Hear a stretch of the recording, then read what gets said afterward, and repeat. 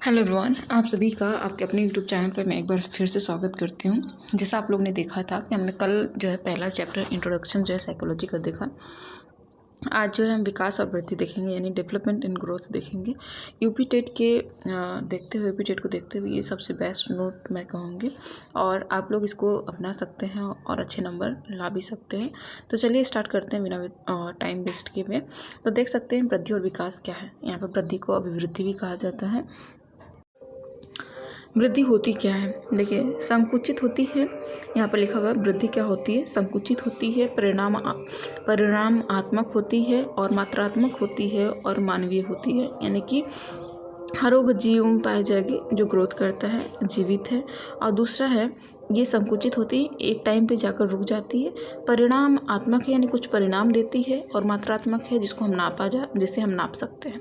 ठीक है ना। तो वृद्धि क्या है, जैसे कि हमारे शारीरिक वृद्धि, वजन का बढ़ना वजन का बढ़ना, हड्डियों का एक समय सीमा तक बढ़कर रुक जाना, फिर हमारी ग्रोथ, हमारी हाइट का एक समय सीमा तक जाकर रुक जाना, उसे हम माप भी सकते हैं। ये मानवीय भी है और एक संकुचित भी है, एज यू अंडरस्टैंड इट, है नहीं। तो वृद्धि क्या है, संकुचित है, परिणामात्मक है, मात्रात्मक है, मानवीय है। आप कह सकते हैं डेवलपमेंट क्या है। डेवलपमेंट और वृद्धि में क्या कहते हैं संबंध है। तो देखिए डेवलपमेंट जो है, देखिए चाहे डेवलपमेंट शारीरिक भी हो सकता है, डेवलपमेंट सामाजिक भी होता है, मानसिक भी होता है, हर प्रकार से जो डेवलपमेंट होता है। तो हम कह सकते हैं कि ग्रोथ क्या है, हमारे शारीरिक वृद्धि का, हमारे शारीरिक विकास का एक भाग है, कह सकते हैं। तो इसी तरह हम वृद्धि को क्या कर सकते हैं, विकास का एक पार्ट मान सकते हैं। यहाँ पर देख भी सकते हैं, ये डायग्राम आपको बता रहा है कि विकास तो बहुत बड़े लेवल पे है, उसमें एक छोटा सा भाग क्या है, वृद्धि है। यानी कि वृद्धि कहाँ से चलती है, फर्टिलाइजेशन से मैच्योरिटी तक चलती है, यानी जस्ट गर्भावस्था से कह सकते हैं, गर्भावस्था से लेकर परिपक्वता तक चलती है। लेकिन ये डेवलपमेंट क्या है, जब से फर्टिलाइजेशन होगा तब से लेकर लाइफ टाइम तक, जब तक कि आपकी मृत्यु नहीं होती तब तक आपका विकास होता रहता है। ठीक है ना। आप डे बाय डे कुछ ना कुछ सीखते रहते हैं, तो आपका वो डेवलपमेंट हो रहा है, चाहे वो सामाजिक हो, शारीरिक हो, मानसिक हो, कोई भी हो, संज्ञानात्मक हो, कोई भी विकास हो, आपका हमेशा होता रहता है। ठीक है ना। तो विकास, वृद्धि क्या है, विकास का एक भाग है। ठीक है, आगे बढ़ेंगे तो आपको यहाँ से थोड़ा बहुत विकास और वृद्धि में अंतर समझ में आने लगा होगा। ठीक है ना। आगे बढ़ते हैं। क्वेश्चन है कि अगर मैच्योरिटी के बाद, परिपक्वता के बाद शरीर में जो भी परिवर्तन आते हैं, जैसे कि वजन का बढ़ना, नाखून बालों का बढ़ना और शारीरिक विकास के अंतर्गत इसको हम रखते हैं, ना कि ग्रोथ के अंदर रखते हैं। जैसे कि देख सकते हैं यहाँ पर मैच्योरिटी के बाद जो भी शारीरिक परिवर्तन या चेंजेस होते हैं उसको हम कहाँ रखते हैं, जैसे कि वजन का बढ़ना, नाखून और बालों का बढ़ना, इसको कहाँ पर हम रखते हैं, शारीरिक विकास में रखते हैं। ठीक है ना। ग्रोथ में नहीं आएगा, ये किस में आएगा, शारीरिक विकास में आएगा। ठीक है। विकास एवं वृद्धि में कौन सा गलत है, ये क्वेश्चन आया हुआ है, प्रीवियस ईयर क्वेश्चन आप जाकर चेक कर सकते हैं, तो आपको प्रीवियस ईयर क्वेश्चन में क्वेश्चन दिखेगा। ठीक है ना। तो ऑप्शन ए देख पा रहे हैं, वृद्धि विकास का सही भाग है। विकास वृद्धि से पहले होता है। वृद्धि और विकास एक दूसरे के पर्यवची हैं। अब वृद्धि निश्चित समय तक होती है। तो यहाँ पर देख सकते हैं विकास जो होता है, वृद्धि जो है विकास का एक भाग है, सही है। विकास वृद्धि से पहले होता है, तो वृद्धि हो चाहे ना हो, विकास आपका हमेशा होता रहता है। जैसे कि बौने लोगों को देख सकते हैं, उनकी हाइट नहीं बढ़ती है, लेकिन क्या उनका विकास रुक जाता है, नहीं रुकता है। गर्भावस्था में भी विकास आपका शुरू हो जाता है, वृद्धि हो चाहे ना हो। ठीक है ना। और यहाँ पर देख सकते हैं ऑप्शन सी, वृद्धि और विकास एक दूसरे के पर्यवाची हैं। ऑप्शन डी देख सकते हैं, वृद्धि निश्चित समय तक चलती है, ये तो सही है, निश्चित समय तक चलेगी, उसके बाद क्या होती है, रुक जाती है। तो हम कह सकते हैं वृद्धि और विकास एक दूसरे के पर्यवाची नहीं है। ठीक है ना, बल्कि विकास के अंदर वृद्धि आता है। ठीक है, आगे चलेंगे। अगला क्वेश्चन है, वृद्धि के बारे में कौन सी बातें सही नहीं हैं। तो आप देख सकते हैं ये शारीरिक होती है, मानवीय होती है, मात्रात्मक होती है, सतत प्रक्रिया है। ये सतत मतलब कि हमेशा चलने वाली प्रक्रिया नहीं है। शारीरिक प्रक्रिया तो जरूर है, मानवीय भी प्रक्रिया है, मात्रात्मक भी है, जिसे नापा भी जा सकता है, लेकिन ये सतत हम नहीं कहेंगे, सतत चलने वाली प्रक्रिया नहीं है, एक समय पर जाकर ये रुक जाती है। ठीक है ना। आगे बढ़ेंगे, अगले क्वेश्चन पे आते हैं, अगले पॉइंट पे आते हैं। यहाँ पर देख सकते हैं अगला एक वृद्धि क्या है? वृद्धि का समान तात्पर्य शारीरिक के आंतरिक एवं बाह्य अंगों में होने वाले परिवर्तन से है और यह कोशिकीय बढ़ोतरी को दर्शाता है। इसका सीधा तात्पर्य सिर्फ हमारे शरीर में होने वाले परिवर्तनों से है। याद रखिएगा, वृद्धि क्या है? सिर्फ हमारे शरीर में होने वाले परिवर्तनों को क्या कहेंगे? वृद्धि कहेंगे। और ये क्या है? कोशिकीय बढ़ोतरी को दर्शाता है। ठीक है ना। हमारे अंगों को में जो भी परिवर्तन, चाहे आंतरिक अंग हो चाहे बाह्य अंग हो, जो भी परिवर्तन आएंगे उसे क्या कहेंगे? वृद्धि कहेंगे। फ्रैंक के अनुसार वृद्धि क्या है? फ्रैंक के अनुसार वृद्धि है शरीर के पक्ष में होने वाला परिवर्तन वृद्धि कहलाता है, या फिर इसको और भी कह सकते हैं कोशिका में होने वाला परिवर्तन को क्या कहेंगे? हम वृद्धि कहेंगे। याद रखिएगा ये फ्रैंक के अनुसार। ठीक है ना। गिने चुने कोटेशन हम लेकर आते हैं और वो बहुत इंपॉर्टेंट है और सभी आपको क्या करना है? याद करना है। सोरेंस के अनुसार अगर रिपीटेड में 30 आउट ऑफ 30 लाना है तो, क्योंकि आपने देखा है लास्ट ईयर में कि कितने ज़्यादा कथन पूछे गए थे, है नहीं। प्रीवियस ईयर क्वेश्चन अगर आपने सॉल्व किया होगा तो आपको पता होगा कि आपने बहुत सारे कोटेशन वहाँ पर कथन सॉल्व किए थे, बहुत सारे कथन के प्रश्न जो है आए हुए। ठीक है ना। चलिए, सोरेनसन के अनुसार क्या होता है? सोरेनसन के अनुसार वृद्धि क्या है? वृद्धि से प्राय तात्पर्य शरीर अंगों में आकार एवं वजन में होने वाले परिवर्तन से है। याद रखिएगा। आगे आते हैं विकास पे। विकास क्या है? देखिए, विकास क्या है? विकास व्यवहार में परिवर्तन है। विकास क्या है? व्यवहार में परिवर्तन है। मान लीजिए आप बच्चे थे, बहुत शैतानी करते थे और बड़े होते ही आप समझदार हो गए, तो आपका क्या हुआ? विकास हुआ है। कौन सा विकास हुआ है? व्यवहारिक विकास हुआ है। ठीक है ना। वैसे ही आप दूसरा है विकास कार्य क्षमता को दर्शाता है। मान लीजिए आप बच्चे थे, आप काम अच्छे से नहीं कर पाते थे, लेकिन धीरे धीरे जो जैसे जैसे बड़े होते गए वैसे से आपकी दक्षता बढ़ती गई और उस काम में आप एक परफेक्ट बन गए। ठीक है ना। तो ये दक्षता को भी, क्षमता को भी दर्शाता है। विकास एक व्यक्तिगत होता है, हर व्यक्ति में अलग अलग होता है और सार्वभौमिक प्रक्रिया है। विकास सब में एक जैसा होता है लेकिन उसकी दरें सब में अलग अलग होती हैं। देखिए, विकास तो व्यक्तिगत है यानी कि मेरा सीखने का स्पीड कह सकती हूँ, रेट कह सकती हूँ, तरीका कह सकती हूँ, अलग होगा। आपका सीखने का तरीका अलग होगा। ठीक है ना। तो इसे क्या कहेंगे? विकास क्या है? व्यक्तिगत है, यानी हर व्यक्ति का अपना तरह से विकास चलता है। फॉर एग्जाम्पल, आप दो फ्रेंड हैं, हो सकता है कि आप बहुत तेज़ हैं, आपके फ्रेंड को समझने में थोड़ी प्रॉब्लम होती है, लेकिन दोनों सेम एज के हैं, तो क्या हुआ? विकास क्या हुआ? व्यक्तिगत हुआ। वैसे ये सार्वभौमिक भी है, यानी कि सब में होगा लेकिन उसकी दरें कम होगी। कभी वो लेट सीखेगा तो कभी जल्दी सीख जाएगा। ये विकास है। विकास सब में क्या होता है? सार्वभौमिक होता है। सब में एक जैसा होता है लेकिन उसकी दरें असमान होती हैं, यानी अलग अलग होती हैं। आगे बढ़ेंगे, अगला पॉइंट देखते हैं। विकास गुणों को दर्शाता है। विकास क्या है? आपके गुणों को दर्शाता है। जैसे जैसे आप मैच्योर होंगे आपके गुणों में वृद्धि देखने को मिलेगी। ठीक है ना। आगे बढ़ते हैं। विकास क्या है? बहुआयामी प्रक्रिया है। बहुआयामी प्रक्रिया कैसे है? कि एक साथ आपका बहुत सारा विकास होता है। जैसे शारीरिक विकास भी होगा, सामाजिक विकास भी होगा, संज्ञानात्मक विकास भी होगा, मानसिक विकास भी होगा। यानी कि आप देख सकते हैं विकास क्या है? बहुआयामी प्रक्रिया है। ठीक है ना। आगे चलते हैं। अगला पॉइंट है स्किनर। यहाँ पर देखेंगे विकास क्या है? विकास भ्रूणावस्था से लेकर मृत्यु प्रयत्न या आजीवन चलने वाली प्रक्रिया है। ठीक है ना। विकास क्या है? भ्रूणावस्था से लेकर मृत्यु प्रयत्न तक चलने वाली एक आजीवन चलने वाली क्या है? एक प्रक्रिया है। ठीक है ना। अब स्किनर पे आ जाते हैं। स्किनर का याद रखिएगा, स्किनर ने क्या दिया था? क्रिया प्रसूत अनुकूलन का सिद्धांत भी दिया था। आगे इसको हमें बहुत एक्सप्लेन कर पढ़ना है, तो थोड़ा बहुत अभी से जुड़ना शुरू करेंगे। स्किनर ने क्या दिया था? तो क्रिया प्रसूत अनुकूलन का सिद्धांत किसने दिया था? स्किनर ने दिया था। हालांकि स्किनर ने विकास के बारे में क्या कहा है? देखिए, स्किनर का ये कथन है, आगे आने वाले एग्जाम में आपको पूछ भी सकता है कि स्किनर ये किसका कथन है, तो आपको बताना पड़ता है। ठीक है ना। कथन भर कर आ रहे हैं as usual you see in previous year questions. Okay, देख सकते हैं यहाँ विकास एक धीमी और सतत और लगातार प्रक्रिया है। विकास क्या है? एक धीमी, सतत, लगातार प्रक्रिया है। ठीक है। आगे बढ़ते हैं। आगे बढ़ेंगे। अगला है इन एक्चुअल विकास धीमी एवं तेज दोनों होती है। यहाँ पर बोला जा रहा है धीमी क्या है? विकास क्या है? धीमी भी है, सतत भी है। लेकिन देखिए, एक समय ऐसा आता है कि आप कुछ सीख रहे हैं, आपको लगता है कि हम हमारा विकास रुक गया है क्या, तो ये नहीं कह सकते हैं कि विकास क्या है? धीमी तो है लेकिन सतत होगी, ये भी सही नहीं है। धीमी तो है, तेज भी हो सकती है, रुक भी सकती है। विकास का पहलू होता है जब विकास का सिद्धांत पढ़ेंगे तो इस पर स्पाइरल सिद्धांत पढ़ेंगे तो आप देखेंगे कि एक प्रकार विकास क्या है, यहाँ पर धीमा हो गया, लेकिन यहाँ पर स्पाइरल जैसे आएगा यहाँ बहुत तेज़ी से आता है नीचे, फिर जाता है तो यहाँ स्लो हो जाता है, फिर नीचे आता है बहुत तेज़ी से। तो हम देख सकते हैं कि विकास क्या है, तेज भी होता है, धीमा भी होता है, ठीक है ना। तो हम कह सकते हैं धीमी है, तेज भी है, धीमी भी है। हम बस धीमी और सतत प्रक्रिया हम नहीं कहेंगे, ठीक है ना। तेज भी चलता है और धीमा भी चलता है। आगे आते हैं हर्लो के अनुसार देखेंगे विकास क्या है।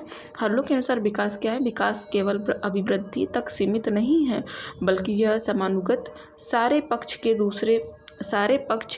दूसरे से जुड़े हैं, जैसे एक दूसरे से जुड़े हैं, जैसे शारीरिक, मानसिक, सामाजिक, संवेदन आदि एक दूसरे से जुड़े हैं। याद रखिएगा, यहाँ पर बोल रहा है, हर लोग बोल रहे हैं समानुगत है। समानुगत मतलब क्या होता है, सभी, जैसे कि अगर आपका शारीरिक विकास नहीं होता है तो वहाँ पर थोड़ा बहुत आपका संवेदनात्मक विकास जो है प्रभावित होता है, मानसिक विकास भी प्रभावित होता है, सामाजिक विकास भी प्रभावित होता है।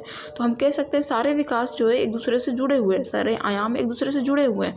कहीं आपका मानसिक विकास नहीं हुआ तो आपका सामाजिक विकास भी नहीं हो सकता, संवेदनात्मक विकास भी नहीं हो सकता। अगर आपका संवेदनात्मक विकास सही नहीं है तो अब जरूरी है कि आपको ज़रूरी हो जाता है कि आपका सामाजिक विकास कहीं ना कहीं आपको प्रभावित होगा, आपका शारीरिक विकास भी प्रभावित होगा और मानसिक विकास भी प्रभावित होगा। तो हर एक पहलू जो है एक दूसरे से जुड़ा हुआ है, ठीक है ना।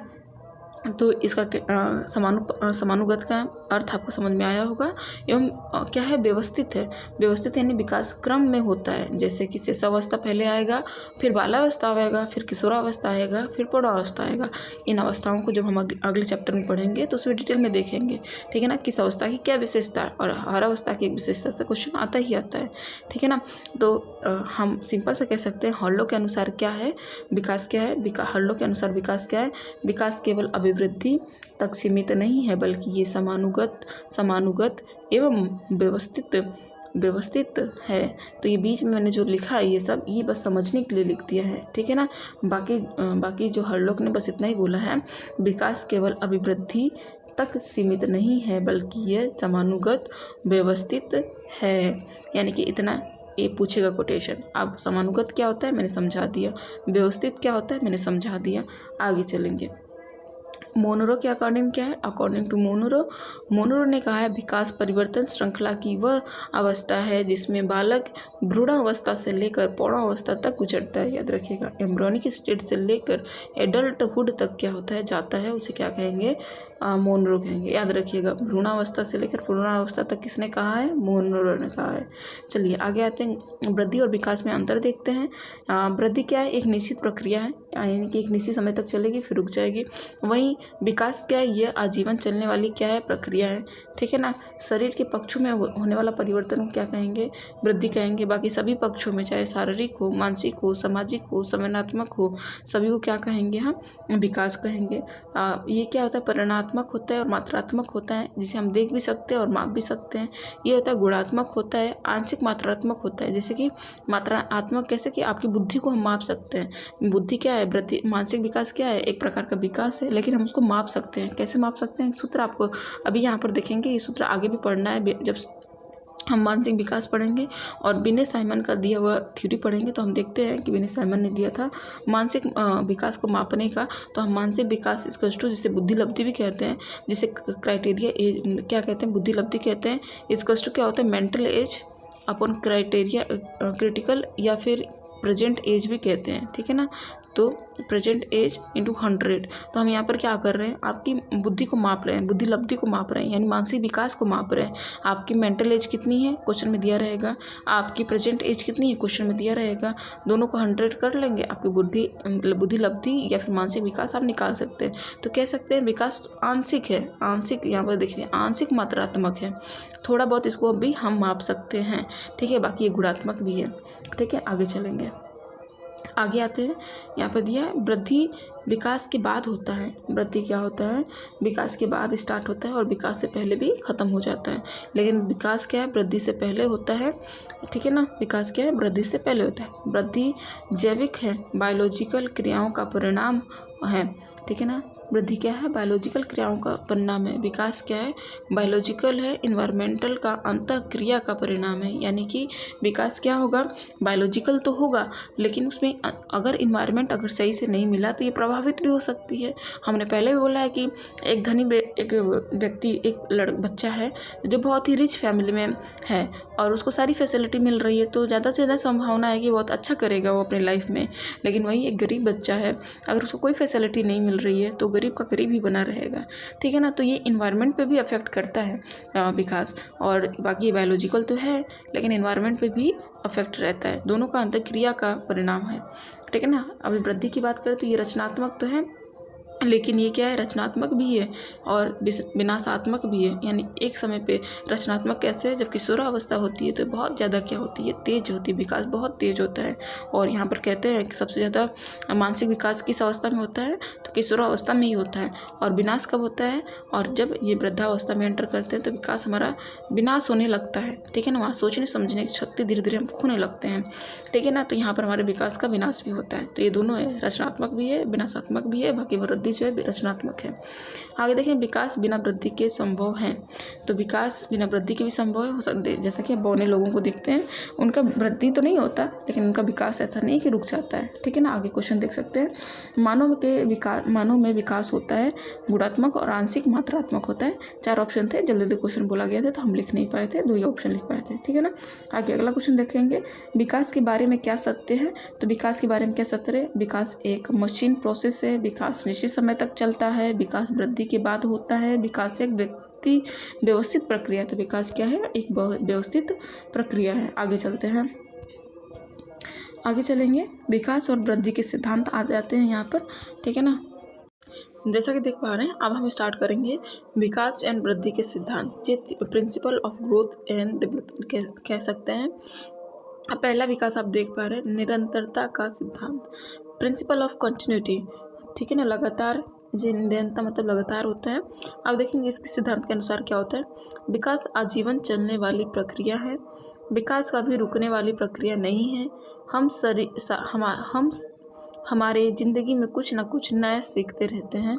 आगे देखते हैं, कुछ और लिखा है, ठीक है, इतना लिखा होगा।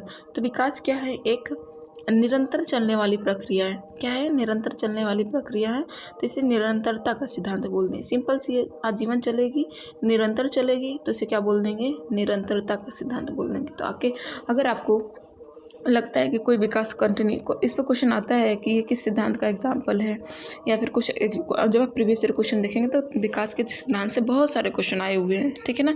तो आप वहाँ से एक बार क्वेश्चन देखिएगा जरूर, ठीक है। आगे चलते हैं अगले पेज पे।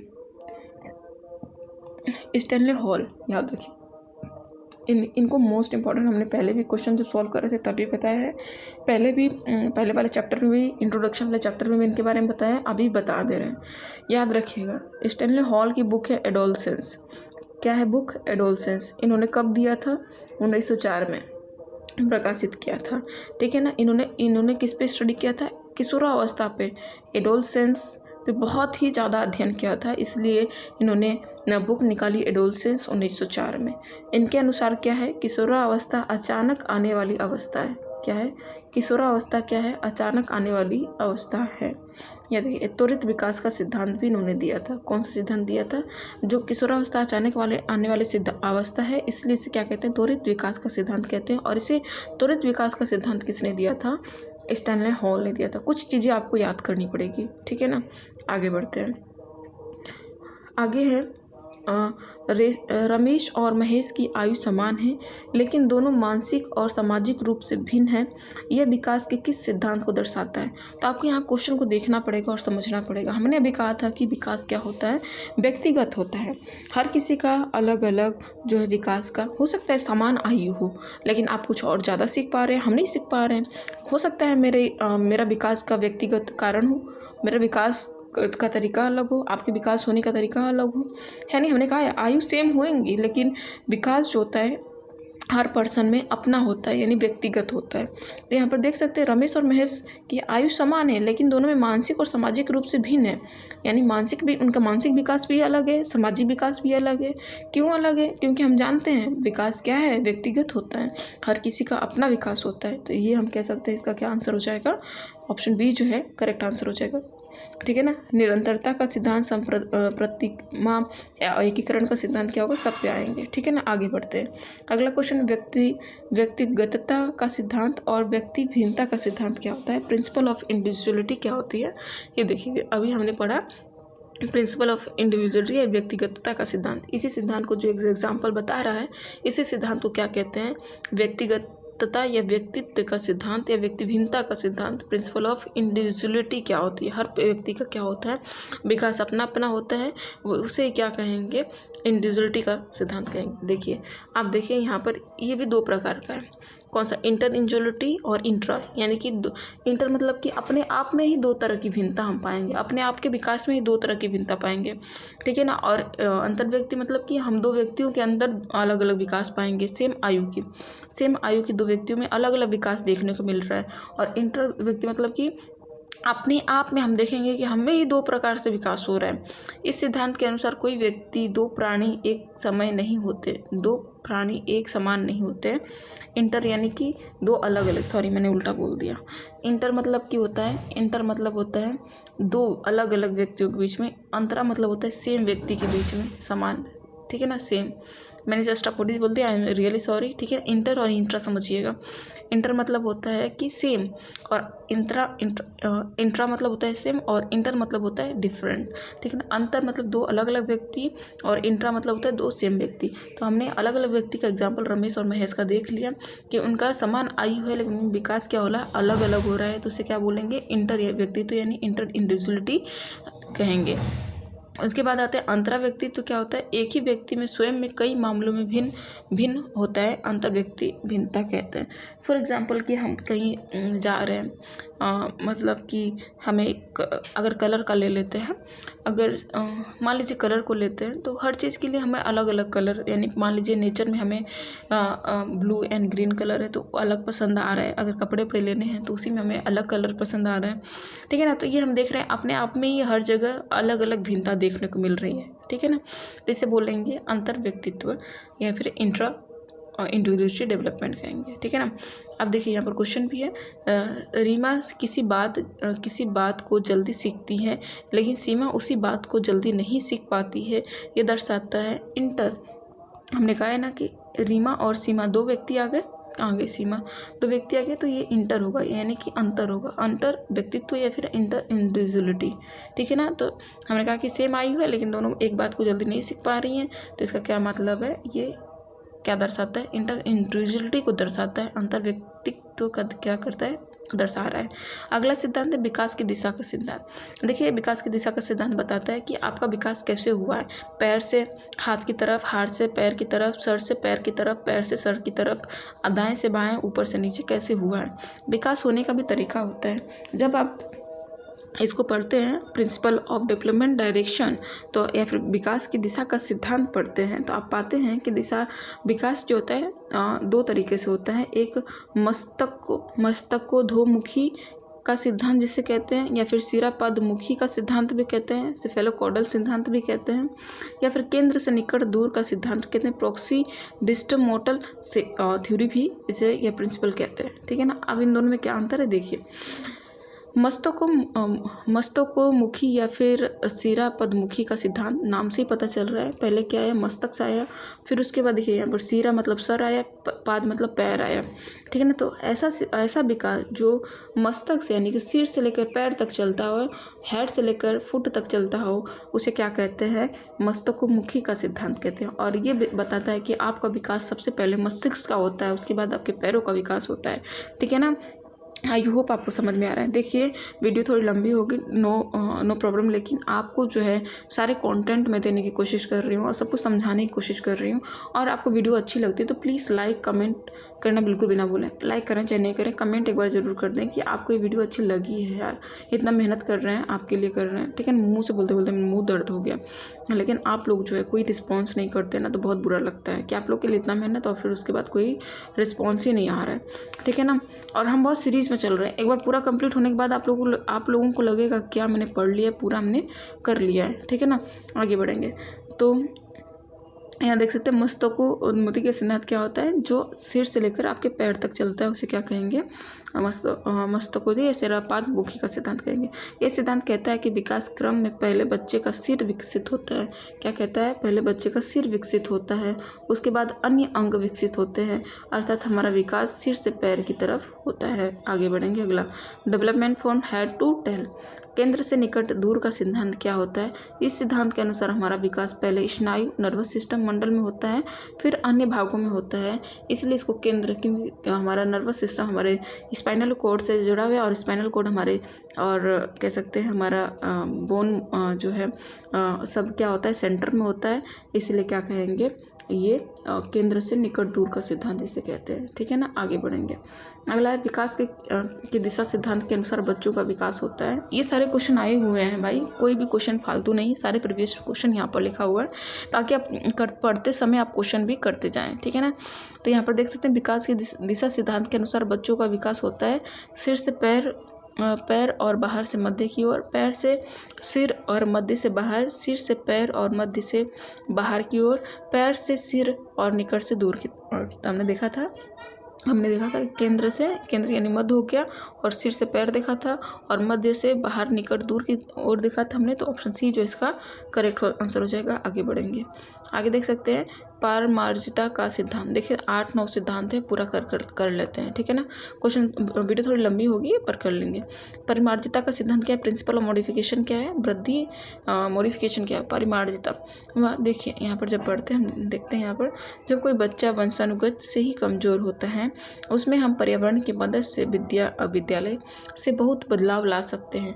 यह सिद्धांत शैक्षिक दृष्टिकोण से बहुत महत्वपूर्ण है। इसके अनुसार यदि बच्चे का विकास अच्छा नहीं हो रहा है तो उसमें बदलाव संभव है। देखिए अगर पारिमार्जिता मतलब होता है मॉडिफिकेशन मतलब लेके बदलाव लाना। देखिए कि अगर कोई बच्चा मान लीजिए कि मतलब चल सकता है लेकिन अपाहिज है, लेकिन उसको अगर सेवा की जाए तो चल सकता है। अगर कोई बच्चा मेंटली डिस्टर्ब है लेकिन उसको ऐसा एनवायरनमेंट दिया जाए जिसमें उसका मेंटल डिस्टर्बेंस कम हो जाए और अच्छा काम करने यानी मानसिक विकास हो जाए, तो क्या कहेंगे, उसका मॉडिफिकेशन हुआ है। और ये क्यों हो रहा है, वंशानुगति से तो नहीं हो रहा है। वंशानुगति को हमने तो वंशानुगति ने उसको जो देना था वो दे दिया। अब हमें क्या करना है, उसमें मॉडिफिकेशन लाना है। किसकी मदद से, एनवायरनमेंट की मदद से। एनवायरनमेंट क्या है, उसके आसपास का माहौल। अब हम उसको ऐसा माहौल प्रोवाइड करेंगे कि जो बच्चा अच्छे से काम नहीं कर पा रहा था अब अच्छे से काम करेगा। तो क्या हो रहा है, मॉडिफिकेशन हो रहा है। इसे कहते हैं थ्योरी ऑफ मॉडिफिकेशन या पारमार्जिता का सिद्धांत कहते हैं, ठीक है ना। तो I hope you understand it, ठीक है ना। और यहाँ पर बोला गया है विद्यालय सबसे अच्छा इन्वायरमेंट है। विद्यालय क्या है, सबसे अच्छा इन्वायरमेंट है, ठीक है। आगे बढ़ेंगे। समान प्रतिमान का सिद्धांत, प्रिंसिपल ऑफ यूनिफॉर्म पैटर्न क्या होता है। देखिए इस सिद्धांत के अनुसार प्रत्येक प्रजाति अपने विकास के पैटर्न को मानती है और उसी के अनुसार उसका विकास होता है। विकास का क्रम प्रत्येक बालक में एक जैसा होता है, लेकिन विकास की गति का दर भिन्न भिन्न होता है। ये बात हमने 10 बार बोल दी है, ठीक है ना। अब देखिए क्या बोलता है यूनिफॉर्म पैटर्न का सिद्धांत। जैसे बर्ड हम लेते हैं, पक्षी लेते हैं, तो पक्षी अंडे देते हैं। फिर पक्षी अपने बच्चों को नहीं सिखाते हैं कि आपको घोंसला बनाना है, लेकिन फिर भी बच्चे सीख जाते हैं, उनके बच्चे सीख जाते हैं घोंसला बनाना। तो उनके विकास का पैटर्न चलता है कि बच्चे अंडे दिए, फिर पक्षी मैंने उसको कीड़ा वीड़ा खिलाया, लेकिन वो क्या होता है, उसका पैटर्न है कि उसको घोंसला आना ही चाहिए, मतलब आ ही जाता है, उसके इनहेरिटेंस में होता है कि वो बना लेगा। देखते देखते उसको आ जाता है सब कुछ। वैसे ही बहुत सारे जैसे कबूतर भी एक पक्षी है, तो लेकिन उसका अलग तरीका चलता है, और चिड़िया का अलग चलता है, मानव का अलग चलता है, और जानवरों का अलग चलता है। तो हर जानवर हर मानव हर चिड़िया छोटे से इंसेक्ट से लेकर बड़े से व्हेल तक सभी का जो विकास जो होता है अपने तरीके से होता है, ठीक है ना। उसका अपना पैटर्न फॉलो करते हैं, इसे कहते हैं समान प्रतिमान का सिद्धांत। यानी कि हर जाति क्या है अपने एक समान पैटर्न को क्या फॉलो करेगी। जैसे कि आप चिड़िया को देख रहे हैं तो सारी चिड़िया घोंसला बनाना, अब हर प्रकार की चिड़िया जो होती है अपना घोंसला बनाना जानती हैं बिना सीखे। उसके माता पिता नहीं सिखाते हैं तो फिर भी आता है, देख देख कर उसको आगे भाई उसके इनहेरिटेंस में आ जाता है, इंसाइट उसका हो जाता है, ठीक है ना, उसके इंसाइट में आ जाता है। उसके चलते आगे चलते हैं, जैसे कि मानव का भी आप देखते हैं। यहाँ पर क्वेश्चन है, निम्न से कौन सा विकास का सिद्धांत नहीं है। व्यक्तिगत का सिद्धांत, पूर्णकथनीय का सिद्धांत, वर्गीकरण का सिद्धांत, विकास आजीवन चलने वाली प्रक्रिया है। तो देखिए यहाँ पर अभी पढ़ेंगे आप बहुत सारे सिद्धांत, अभी यहाँ पर मैंने नहीं पढ़ा है लेकिन क्वेश्चन आया है तो देख लीजिएगा। क्वेश्चन जो होता है आपको ब्रेन स्टॉर्मिंग करता है ताकि आप क्या करें, इस क्वेश्चन को से अब आने वाले टॉपिक्स को कुछ ज्ञान मिले आपको। तो यहाँ पर देख आपने व्यक्तिगत का सिद्धांत देखा, पूर्व कथनीय का सिद्धांत अभी पढ़ेंगे। विकास आजीवन चलने वाली प्रक्रिया है यानी कंटिन्यूटी, यानी ये विकास का तो निरंतरता के सिद्धांत का क्या है ये डेफिनेशन है। तो इसे निरंतरता का सिद्धांत देखिए, जरूरी नहीं कि सिद्धांत का नाम ही दे, या निरंतरता का सिद्धांत ये दिखा रहा है कि विकास आजीवन चलने वाली प्रक्रिया है। बाकी वर्गीकरण का सिद्धांत कोई सिद्धांत नहीं है, ठीक है ना। आगे बढ़ेंगे। यहाँ पूर्व कथनीय का सिद्धांत क्या है, जैसे कि पूर्व कथनीय क्या है, अगर आपको पता है कि आपने अगर साइकोलॉजी पढ़ रखा है तो आपने देखा होगा कि पहले बच्चा कौन सी अवस्था में जाएगा, शैशवावस्था, गर्भावस्था, शिशुअवस्था, बाल्यावस्था, किशोरावस्था, प्रौढ़ावस्था और फिर ऐसे। तो आप पहले कह सकते हैं कि आप बच्चे में क्या, अगर एक मतलब कुछ बच्चों की स्टडी आपने कर ली तो अगले आने वाले बच्चे की आप व्यवहार को बता सकते हैं। तो ये क्या होती है पूर्व कथनीय, यानी पहले ही प्रेडिक्टेबल है, यानी आप उसको प्रेडिक्ट कर रहे हैं, ठीक है ना, तो भविष्यवाणी कर पा रहे हैं, ठीक है ना। तो क्या है पूर्व कथनीय का सिद्धांत है, ठीक है ना। Valid only in some area not in all. देखिए पूर्व कथनीय का है कि आप बोल रहे हैं कि इसमें कुछ एरिया में, जैसे कि हम कुछ मानव के विकास में इसको वैलिड कर सकते हैं, ठीक है ना। आगे देख सकते हैं, इस सिद्धांत के अनुसार विकास की भविष्यवाणी करना संभव है, लेकिन यह सिद्धांत पूरी तरह सत्य नहीं है। क्योंकि देखिए कोई मान लीजिए कि सभी बच्चे एक समान थोड़ी होते हैं, मान लीजिए नॉर्मल बच्चों पे अपने इस सिद्धांत को लागू कर दे, लेकिन जो एबनॉर्मल है उस पर ये लागू नहीं होता है, ठीक है ना। आगे चलेंगे। परस्पर संबंध का सिद्धांत, प्रिंसिपल ऑफ इंटर रिलेशनशिप। इस सिद्धांत के अनुसार क्या है, विकास के सभी आयाम, पक्ष, शारीरिक, मानसिक, सामाजिक, संवेदनात्मक प्राय एक दूसरे से संबंधित होते हैं और ये एक दूसरे को प्रभावित करने का कार्य करते हैं। हमने कहा परस्पर संबंध का सिद्धांत, परस्पर संबंध किसमें होगा, आपके सभी विकासों में होगा। कौन कौन से विकास में होगा, चाहे वो सामाजिक विकास हो, शारीरिक विकास हो, मानसिक विकास हो, संवेदनात्मक विकास हो, सभी एक दूसरे इंटरकनेक्टेड होंगे, इसलिए इसे इंटर रिलेशनशिप भी कहते हैं, ठीक है ना। तो ये विकास क्या है, सभी एक दूसरे से प्रभावित। कहीं आपका मानसिक विकास प्रभावित हुआ तो आपका सामाजिक प्रभावित होगा, संवेदनात्मक भी होगा, शारीरिक भी होगा, समझे। तो यही एक विकास आपका अगर डिस्टर्ब हुआ तो सभी विकास क्या हो जाएंगे, डिस्टर्ब हो जाएंगे। इसे कनेक्शन का भी सिद्धांत कहते हैं। आगे चलेंगे। समान से विशिष्ट क्रिया का सिद्धांत, ये तो आप थ्योरी भी पढ़ते हैं कि बच्चों को हमें कैसे बताना है, तो समान से विशिष्ट की तरफ ही चलते हैं हम लोग, ठीक है ना। तो ये जनरल टू स्पेसिफिक एक्टिविटी की तरफ चलते हैं हम, स्पेसिफिक टू जनरल एक्टिविटी। हम जब सिद्धांत पढ़ाते हैं तो बच्चों को पढ़ाने का सिद्धांत क्या चलता है, विशिष्ट तो इस सामान्य, लेकिन यहाँ पर इस थ्योरी है समान से विशिष्ट की क्रिया का सिद्धांत इसे कहते हैं। इस सिद्धांत के अनुसार विकास के क्रम में बालक वातावरण से संपर्क बनाकर पहले सामान्य क्रियाएं करता है और फिर जैसे जैसे उसका विकास होता है तो विशिष्ट क्रियाएं करने लगता है, ठीक है ना। तो इसे क्या कहेंगे, सामान्य से विशिष्ट।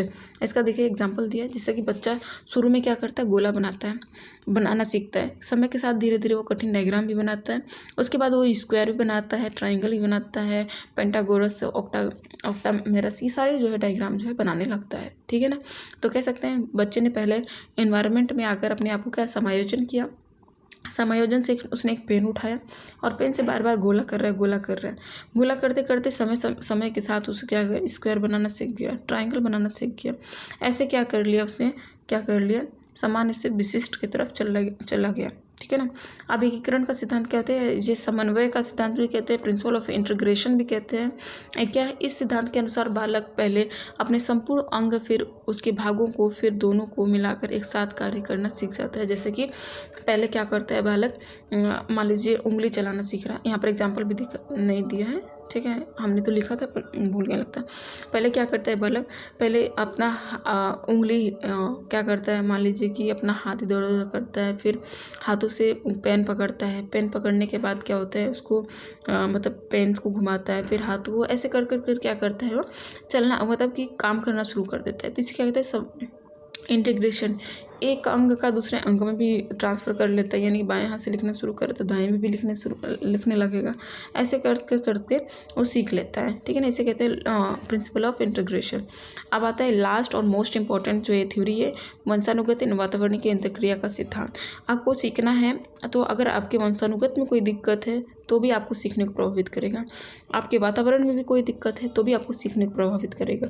तो अगर आपको दोनों वंशानुगत और वातावरण दोनों आपका सही है तो आप सीखने में एकदम एक्सीलेंट रहेंगे और एकदम टॉप करेंगे, यानी कि आप सामान्य बच्चे नहीं रहेंगे, आप क्या होंगे, एकदम कह सकते हैं विशिष्ट बच्चों में, कह सकते हैं इंटेलिजेंट बच्चों या प्रतिभाशाली बच्चों में आप काउंट होंगे या सृजनात्मक बच्चे में आप आएंगे, ठीक है ना। तो इसीलिए वंशानुगत और वातावरण का अंतःक्रिया का सिद्धांत बहुत मोस्ट इंपॉर्टेंट है और ये कहता है कि मनुष्य का विकास वंशानुक्रम और वातावरण की संयुक्त अंतःक्रिया पर निर्भर करता है और दोनों एक दूसरे के क्या है, पूरक हैं। अगर एक में भी कमी आई तो आपके विकास को प्रभावित कर सकती हैं।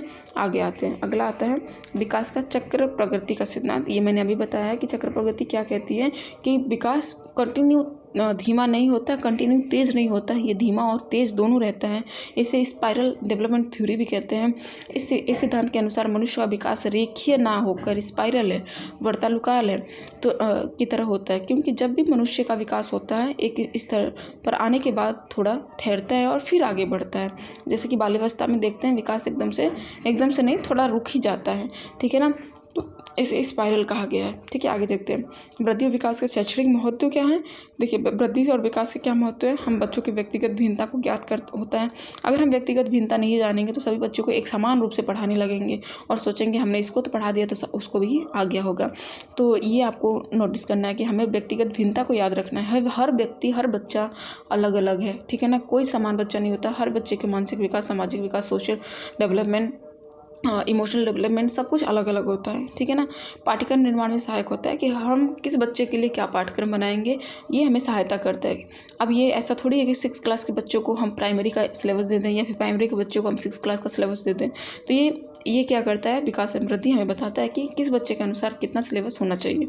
उसके बाद विभिन्न प्रकार की अधिगम शैलियों का ज्ञान होता है कि अधिगम शैलियाँ हमने बताया था कि बहुत सारे अधिगम शैलियाँ होती है, किस बच्चे पर कौन सी अधिगम शैली आपको अप्लाई करना है, विकास और वृद्धि के अध्ययन करने के बाद आपको पता चल जाता है। ये सिद्धांत मनोवैज्ञानिक सिद्धांत पर आधारित होते हैं और इसलिए बालक को केंद्र बिंदु मानकर शैक्षणिक प्रक्रिया आरंभ करनी चाहिए। यानी कि हम मनोविज्ञान क्यों हैं, क्योंकि हम बच्चे के शारीरिक मनोस्थिति देख रहे हैं कि बच्चे का मानसिक स्थिति क्या है और उस स्थिति पर हमें क्या उसको देना चाहिए ताकि उसको गेन करे, ठीक है ना। तो इसे क्या कहेंगे, मनोवैज्ञानिक सिद्धांत पर आधारित है, ठीक है ना। और बालक इसमें केंद्र बिंदु है क्योंकि हम सब कुछ किसके इर्द गिर्द कर रहे हैं, बच्चे के इर्द गिर्द कर रहे हैं। तो यहाँ पर बच्चा क्या है, केंद्र बिंदु है, याद रखिएगा। अब क्वेश्चन आता है विकास से कौन सा सिद्धांत गलत है। विकास बढ़ावा देने से नहीं होता है, विकास के सभी पक्ष एक दूसरे से संबंधित है। विकास क्रम में बालक सामान्य से विशिष्ट की क्रिया करता है। विकास चक्राकार होता है, तो हमने सभी पढ़ा है, लेकिन विकास का ये नहीं पढ़ा है विकास बढ़ावा देने से नहीं होता है। विकास क्या है, बढ़ावा देंगे हम विकास को तो थोड़ा बहुत कह सकते हैं कि इंक्रीज करता है। तो यहाँ पर ऑप्शन ए जो है गलत हो जाता है। बाकी हम आप कल से जो अवस्थाएं पढ़ेंगे, मानव विकास की अवस्थाएं पढ़ेंगे। आज के लिए बस इतना ही, धन्यवाद, बाय बाय, टेक केयर।